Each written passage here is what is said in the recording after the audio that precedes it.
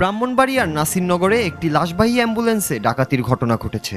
এই সময় ডাকাতরা লাশের সঙ্গে থাকা স্বজনদের মারধর করে টাকা পয়সা ও মোবাইল ফোন ছিনিয়ে নেয়। ঘটনাস্থলে নারীসহ আহত হয়েছেন 9 জন। ঘটনাটি ঘটে বৃহস্পতিবার দিবাগত রাত 1টার দিকে উপজেলার বুড়িশ্বর ইউনিয়নের তিলপাড়া এলাকায়।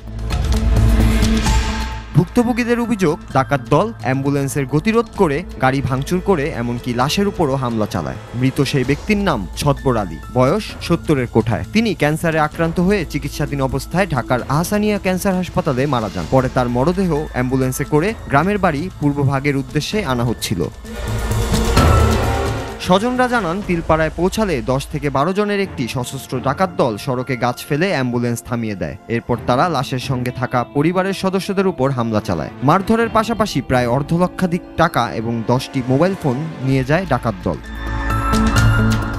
নিহতের ছেলে আলমগীর মিয়া বলেন, ডাকাতির চেয়েও বেশি কষ্ট দিয়েছে মৃত বাবার মরদেহের উপর হামলার ঘটনা। স্থানীয় বাসিন্দা ও আইনজীবী রেজাউল হক আমজাদ জানান, পুলিশ স্টেশন থেকে মাত্র 1 কিলোমিটার দূরত্বে এমন ঘটনা ঘটে যাওয়া উদ্বেগজনক। তার প্রশ্ন, ঘটনার সময় পুলিশের টহল টিম কোথায় ছিল? নাসিরনগর থানার ভারপ্রাপ্ত কর্মকর্তা খায়রুল আলম জানিয়েছেন, ঘটনাস্থল আগে থেকেই অপরাধপ্রবণ এলাকা হিসেবে চিহ্নিত। তিনি জানান, ঘটনার তদন্ত চলছে এবং দোষীদের দ্রুত আইনের আওতায় আনা হবে।